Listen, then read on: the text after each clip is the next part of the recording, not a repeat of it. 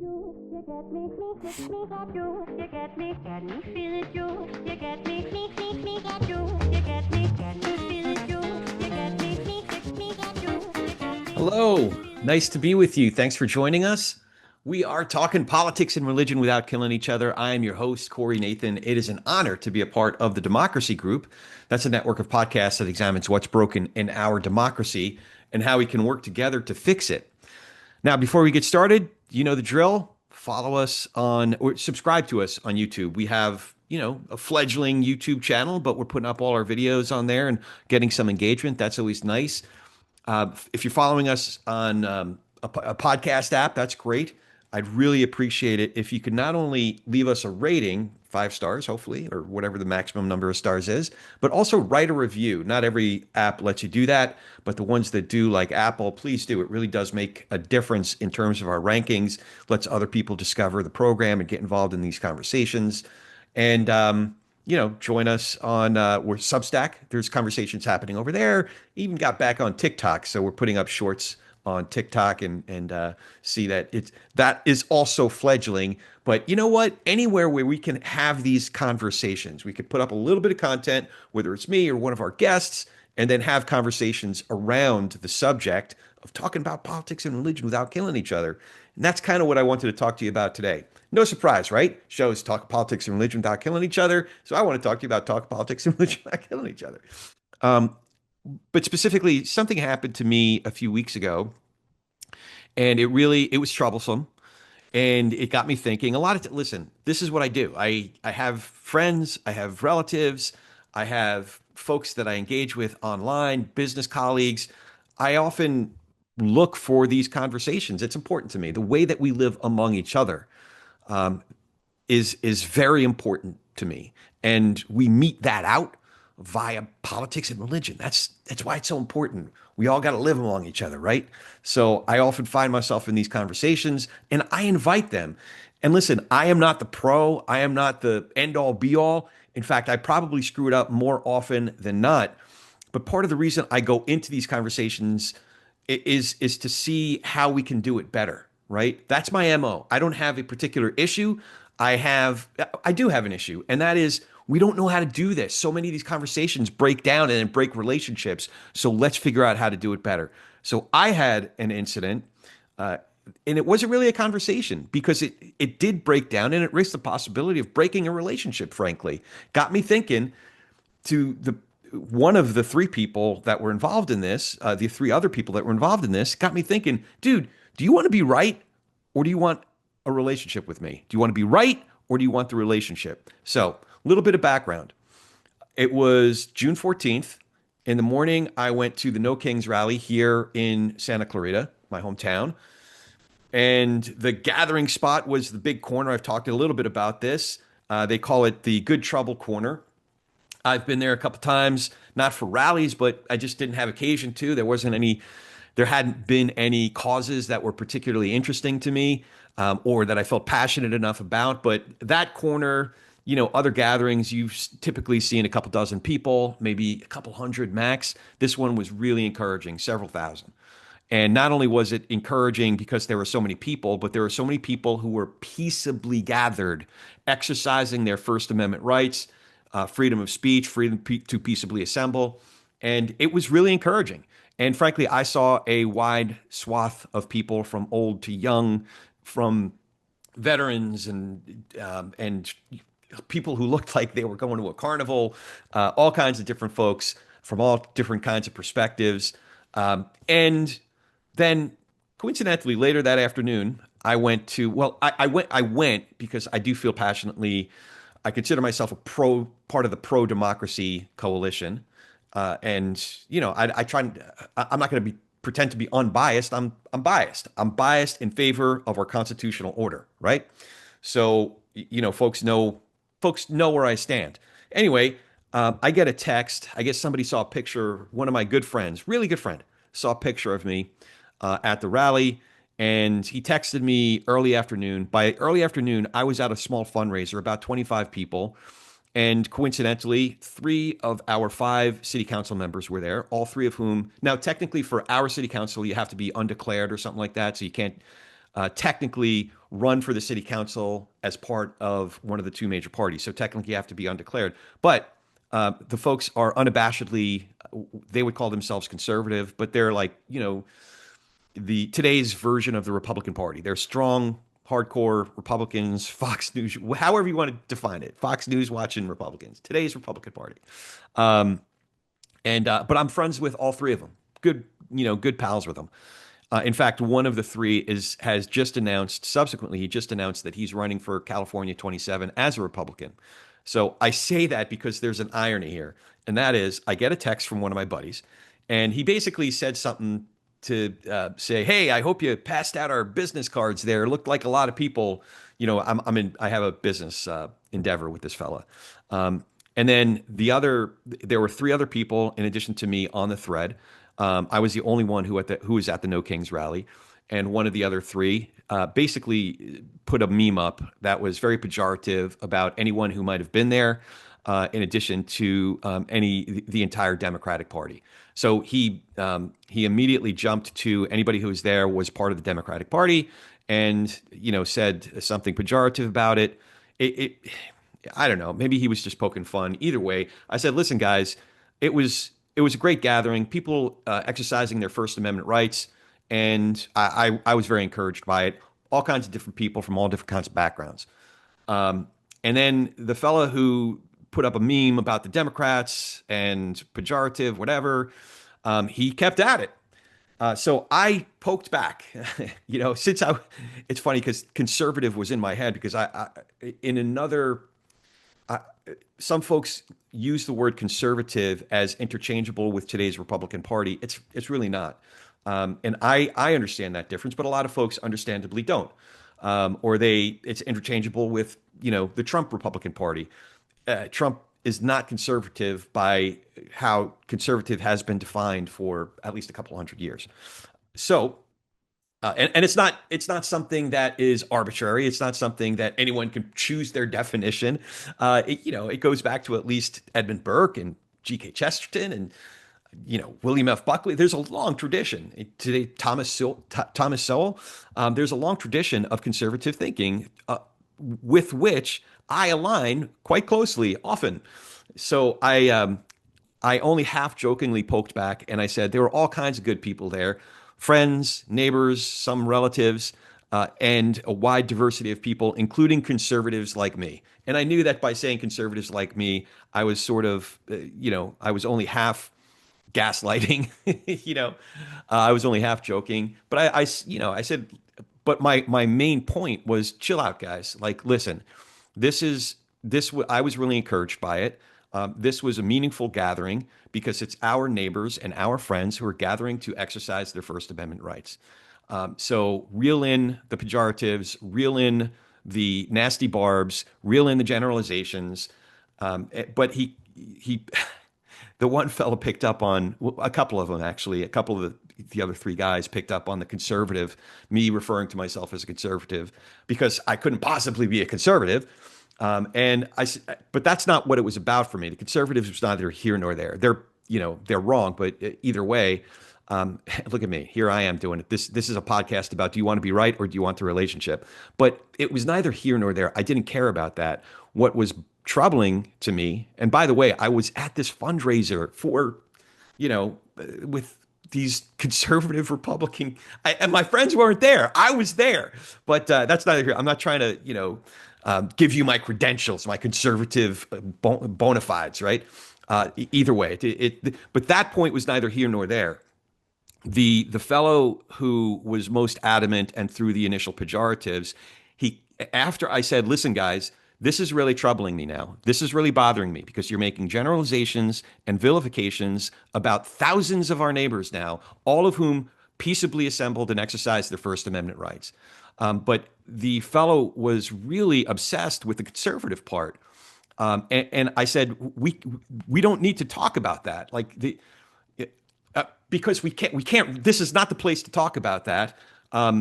I did express how upsetting it was that he was throwing these pejoratives and including me in those pejoratives. I made it very clear that this was very upsetting to me at a certain after a certain point. It crossed a certain line into what was just nasty and hurtful. Hurtful about people that I cared about, hurtful about me, but I could get over the me part of it, but hurtful about endeavor that I cared about. The idea that people can peaceably assemble, that our friends and neighbors can peaceably assemble and exercise their First Amendment rights of free speech, that is precious to me, right? And it's precious to me specifically when people gather peaceably and exercise their First Amendment rights along lines that I disagree with, for positions that I disagree with. But we didn't get into it. It was a text thread. But this guy continued and continued and continued. And he said, I'm sorry that you feel that way. But he made a point about conservatism. He defined conservatism kind of arbitrarily. He looked up the definition of conservative and then defined it around, and I'll call it an obsession of his. He's obsessed with the Second Amendment. And he said, anybody who can have your views about the Second Amendment couldn't possibly be conservative. That was the long and the short of it.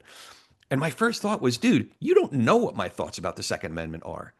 And the reason is because it was reflective in that text thread.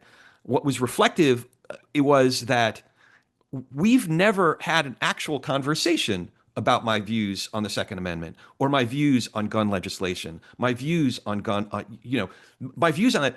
I have been lectured by him. I have been interrogated by him, but we've never had an actual conversation. If we did, he would know that it's about 47th on my list, the list of things that I have any concerns about. And the other thing is, I am also not going to pretend that I know a ton about it when I don't. It's not something that I studied like this, the First Amendment. It's not something that is at the top of the list of things that I care most passionately about. Do I have views on it? Are there people that are compelling to me? Yes, but I've mentioned former Congressman Joe Walsh and Fred Guttenberg many times here, and they are on very, very opposite sides of gun legislation, of those issues. But I love them both, and I've heard them both in extensive conversations, extensive debates, whether it was 10-minute segments on major news broadcasts or on my podcast together. And frankly, they both make compelling cases to me. But the most important case when it comes to this issue is that Fred and Joe love each other, respect each other, and have spoken enough with enough civility, with enough, they listened to each other to understand what each other's views are and to get to the point to say, hey, you and I share not only values, but an order of priorities that are very similar. We disagree on legislation. So getting back to this story, I was already upset, partly because I was distracted. I shouldn't have been even paying attention to this text thread. It started out as sort of a joke, but then it went off the rails, and I made myself very clear. I said, this is upsetting to me, guys. You've now crossed the line to where you're making pejoratives and generalizations about wide swaths of people that happen to include me, about people that simply decided to exercise their First Amendment rights in a model way, in an exemplary way. This is really bothering me right now. But he said, but I'm still right about the conservative thing. And I'm like, I don't care. I no longer care. It's no longer about that. You happen to be wrong because, I don't know, it's not even worth talking to you about. It's kind of like, I don't know, a 6-year-old. Now I'm going to be dismissive of this individual. But listen,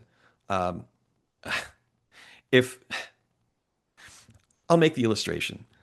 If a 6-year-old kid who watched his first, baseball game on TV went to, I don't know, the manager of the New York Mets, Carlos Mendoza, and he started lecturing Carlos Mendoza about, whether he should have pulled his pitcher in the 7th inning or not.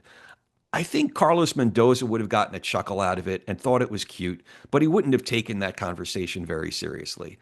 So this is a fella that, frankly, listen, he knows a lot about being a small business owner. He knows a lot about his trade. He knows a lot about certain things that are his area of expertise, but this is just not something that I need to take very seriously. And that part didn't bother me. What bothered me, the part of him telling me whether I was a conservative or not didn't really bother me. It's kind of like somebody telling me I don't have gray hair or not. It's just not something I need to take very seriously. The part that bothered me was, hey, the generalizations and vilifications that you're making on a large scale are really troublesome because it's about people that I care about and it's about endeavors that I care about. And the endeavors are people exercising their First Amendment rights. And we're going to have to reel it in because this is, but he insisted on making his point and making his point and making his point. So that's when the question occurred to me. Do you want to be right or do you want to be in a relationship? And honestly, like, listen, I didn't go so far as to breaking off my relationship with this individual, but I thought about it. I thought about it for a good week or so because it still bothered me a week later. Usually I'll just forget about it. And, a half hour later, that max, I'm no longer thinking about it, and subsequently we have hung out. I've gotten together. We haven't talked about politics. We haven't talked about this.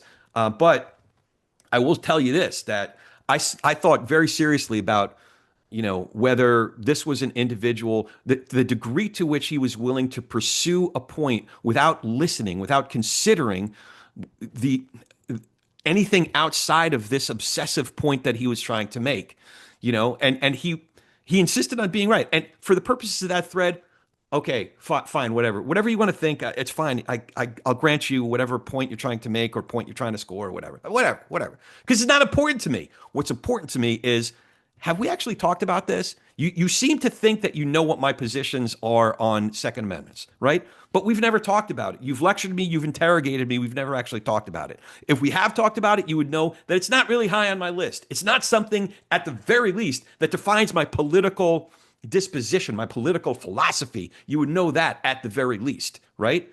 So anyway, that's the background. All that to say, do you want to be right or do you want the relationship? And it got me thinking, why, not just about this particular story, but what is that about us? What is that about me? What are some of the things that triggered it, that triggers me to do the same thing when I insist on making this point? Kind of like you probably hear me, if we were to get together, I'd probably, butt heads with him about conservatism and be dismissive and be pejorative. Like you can hear me. I'm making pejoratives because I'm still pissed off about it. I'm making pejoratives about, his lack of understanding of what being a conservative is, and kind of making fun of him. I'd like to think that if we were together, I'd make it in a more diplomatic way, that I'd listen more. But I would,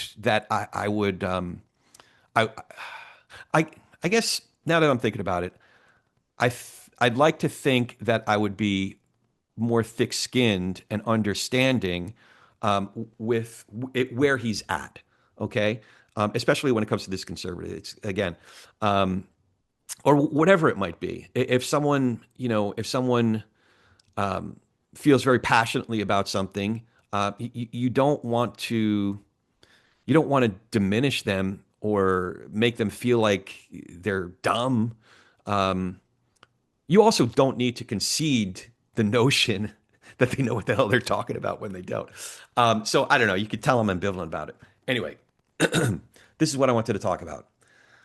Why do people feel the need and to dig their heels in and insist on being right to the extent that it might cost them a very dear friendship? What is that? So I did a little research and I learned some things about this impulse that many of us have, many people have.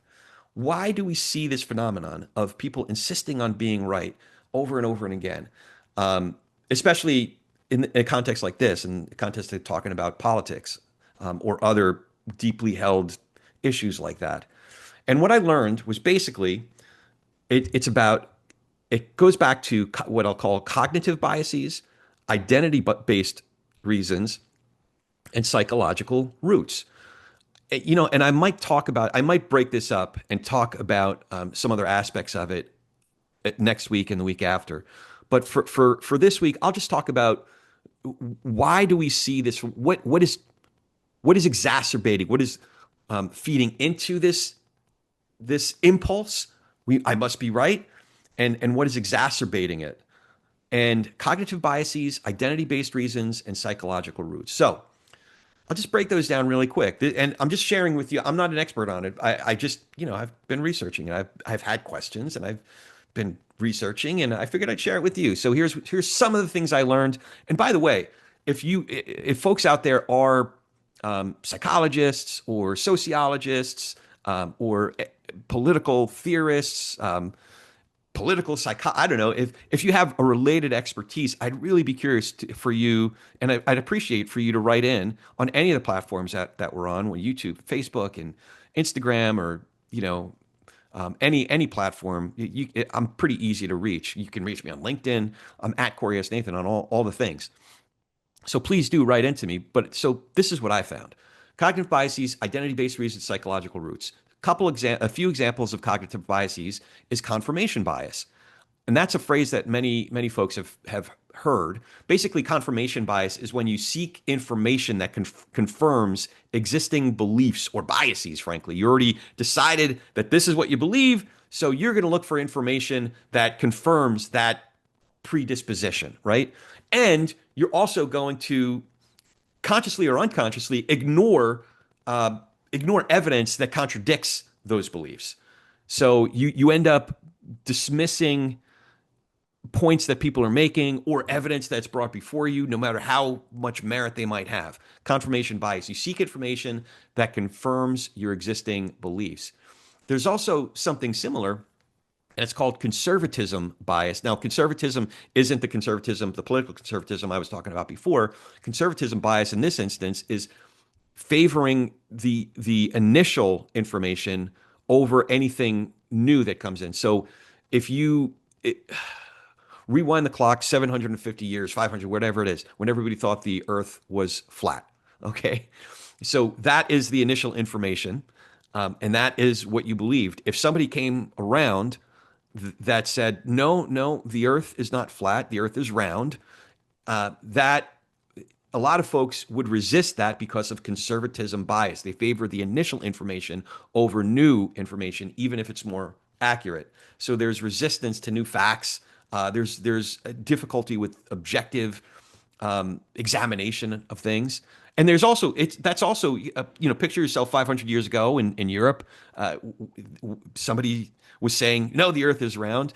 There's the bandwagon effect. Everybody else believes the earth is flat, so therefore I believe so you adopt beliefs because many others hold them. There's a lot of beliefs that can be this way if you grow up, in a family that believes Christ is Lord, and you hang out with everybody else that you hang out with and grow up with believes Christ is Lord. It's very likely that you're going to believe Christ is Lord.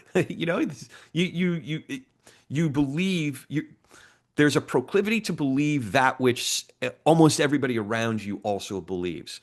That's not always the case, but it is an effect that kicks into gear. So you conform to groupthink, and what that also does, we can place things.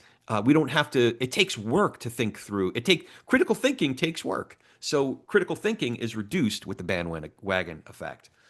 And then there's also selective perception. So there's confirmation bias, conservatism bias, bandwagon effect, and then selective perception, which is kind of related to a couple of the others, but the preconceptions influence how you see the world. And with selective perception, what you're doing is you're validating the existing beliefs. So you're interpreting events to fit the existing worldview.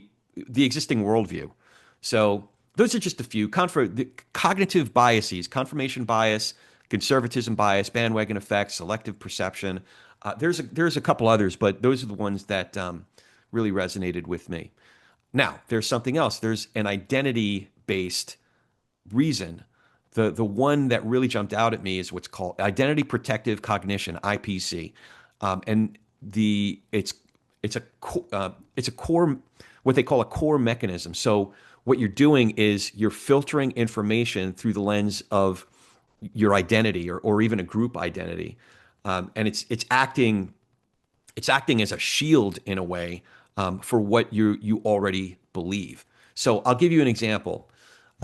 Just in my conversations of identity protective cognition, IPC, a lot of times, if I criticize Donald Trump, the individual Donald Trump, there are certain friends and acquaintances that I have that are huge supporters of Donald Trump.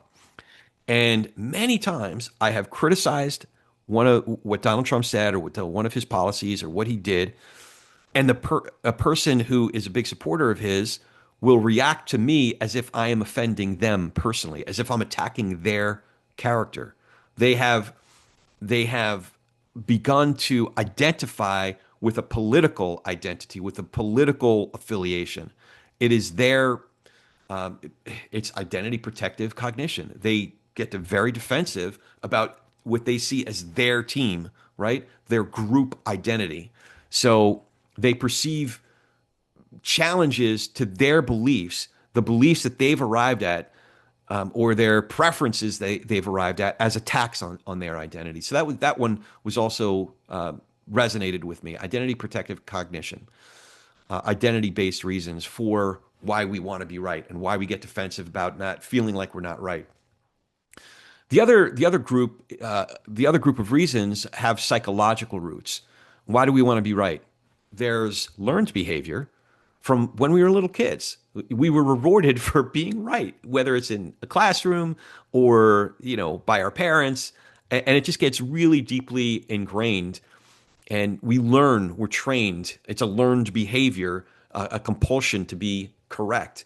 There's also, and listen, I'm guilty of this too. There's ego, there's pride, an inflated self. And so I was going to say an inflated sense of self-importance. Here I am talking into a microphone with a camera, and I'm putting it on YouTube or whatever. I guess I got an inflated sense of self-importance and maybe even a fragile self-esteem. Yeah, I've been guilty of that, and I'm the first one to. But you know what? The first step is admitting it. But in all sincerity, when it does come to that, I'm too old to have too big of an ego about that or a sense of self-importance. But what I do think is important is talking about politics and religion without killing each other. So that's why I do talk into a microphone and get on a thing and share it with people. Not so much about me, but it is a temptation to think too much of myself, and you can hear me at times when I've gotten really excited or started acting defensive. It was because of that ego or that pride. So I'm certainly guilty of that as well. I insist on, on if I really strongly believe something, I believe that I'm right. I can insist on people aligning with that. And I'm less able to admit to mistakes. I can even seem superior. So I get it, and it's important to at least have the humility to be aware of when that pride or that ego is kicking in. But that's definitely one of them. That's definitely one of the reasons why people insist on being right at the expense of relationships. Do you want to be right or do you want the relationship? Another one is, frankly, fear or insecurity, the fear of failure, the fear of being rejected, like the perception that you're losing a contest or something, or you're losing one for your perceived team. Like I'm wearing the red hat, and therefore I got to fight for the red team. And that one's, so you're not going to let go of the point of being right. You insist on being right because you're scared of losing. You're scared of failing, and you dodge accountability. You dodge accountability if that fear of not being accepted or that fear of being wrong overwhelms everything else. Frankly, there's another psychological root, and it's a mental health one. I know people. There are people who are close to me that would definitely be diagnosed as having narcissistic personality disorder. That is one that I've looked into a great deal for various reasons. I won't go in. This episode is not. This talk is not the time to go into that. But I've looked into that. I've studied that in depth. But narcissistic personality. The best way I've heard it described for these purposes is if you know someone who needs to be the bride at every wedding and the corpse at every funeral. That is someone who's you could probably look at a number of the others. And listen, there are good resources to learn more about it, but that particular condition, there's often arrogance associated with that, a sense of entitlement. There's lack of empathy, not believing that anyone could possibly feel the pain that you feel or be as smart as you are. There's a constant need for admiration. So always needing the last word or always needing to be right would definitely go along with narcissistic personality disorder. And then there's that those interpersonal skills or the influences of how we engage interpersonally. A lot of people are very, very competitive just in their nature, and it kicks into gear. We could be talking about, whether these glasses are round or oval or green or blue, and somebody just has this competitive thing and they just need to be right about it. So there's any number of reasons for this, but I just thought it was worth for me looking into, and I figured I'd share it with you. All these reasons, what's going into why so many folks are feeling the need to be right, the psychology of insisting on it, cognitive biases, confirmation bias, conservatism bias, bandwagon effect, selective perception, that identity protective cognition, man, that one really rang the bell for me. Filtering information through the lens of your personal identity or group identity. And then the psychological roots like learned behavior, ego, pride, fear, insecurity, and mental health like narcissistic personality disorder, and then that competitive drive. So those were just a few of the things that I came across. I'll finish with one quick story. It was a parable that I came across while I was doing some of this research. There are these two goats, and the goats they're each coming down different sides of a hill that both hills spill into, where there is this raging stream, a raging brook. And the hills come down pretty close, but the brook is in between, and there's a log right in between the two steep hills. And then the one billy goat wants to get to the other side. The other billy goat wants to get to that side. And they start crossing that thin log. That's the only way to cross the raging stream with the raging waters below. So one billy goat's walking this way and there's nowhere to go. And one billy goat's walking that way. There's nowhere to go. They meet in the middle, and neither of them, this one wants to go to the other side and that one wants to go that side. And neither of them want to give an inch of ground. So they do what billy goats do. They lock horns, they butt heads, and they fight. And one tries to get him a little bit to the side that he wants to go to, and one tries to get to the side that he wants to go to. And next thing you know, one thinks that he's dominated the other one. He's won. He's going to get to go to the other. But the force by which he wins and he pushes the other billy goat off the log, he loses his balance and he falls off the log. Now they're both in the raging waters and they're lost, never to be seen again. And that just reminds me of how a lot of these conversations go. That we're all coming down this hill, we're all meeting on this really thin, narrow way, and it's the only way to get across. But you know what? If we just backed off just a little bit, I could have waited just long enough for this billy goat to get across. There's any number of ways. Maybe I could have laid down on the log and let him walk over me. There's just any number of different ways that could have worked out better for both of us. But if you insist on it and you don't give ground and you butt heads right in the middle, a lot of times you're going to end up, butting heads to the extent to falling off the log together and going into the raging waters, never to be seen again. So I hope you're not like those billy goats. I hope you can give ground when you need to, or lay down or find some other creative, I don't know, invent a thing for flying goats, because when we can figure these things out, that'll be the day the pigs fly or billy goats fly or something like that. I don't know. But that's all I got for you today. As always, if you dig what we're doing here, remember to follow the show, write that review, and now you can watch these conversations on YouTube and support us on Patreon and Substack and all the different things. It's youtube.com/@politicsandreligion. Again, at youtube.com/@politicsandreligion. You can find me on all the socials, like I said, at Corey S. Nathan, at Corey, S as in Sam, Nathan, at Corey S. Nathan. And we have links in the show notes, so it's really easy to find. Your support really does make a difference, in all sincerity. Thanks for listening. Thank you for all of it. Now go talk some politics and religion with gentleness and respect, and have a great week.